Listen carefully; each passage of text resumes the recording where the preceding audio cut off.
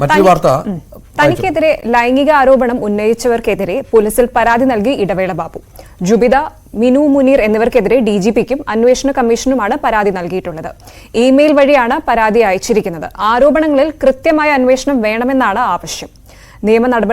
നിയമ നടപടികളുമായി മുന്നോട്ട് പോകുമെന്നും ഇടവേള ബാബു പറയുന്നു. അതായത് ഇടവേള ബാബുവും മുകേഷ് ആരോപണം ഉന്നയിച്ചിട്ടുണ്ട്. തന്റെ പൈസ ആഗ്രഹിച്ചാണ് ആരോപണമെന്ന് പറയുന്നത്. പക്ഷേ മുകേഷ് പരാതി നൽകാൻ തയ്യാറായിട്ടില്ല. ഇടവേള ബാബു ഏറ്റവും ഒടുവിൽ പരാതി നൽകാൻ തയ്യാറായി എന്നുള്ളതാണ് ഏറ്റവും പ്രധാനപ്പെട്ട കാര്യം. അങ്ങനെ പല തലത്തിലാണ് ഈ കാര്യങ്ങൾ മുന്നോട്ട് പോകുന്നത്.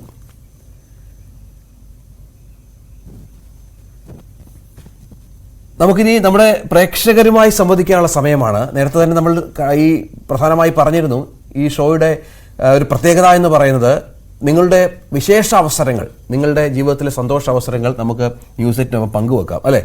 നമ്മുടെ ഷീബ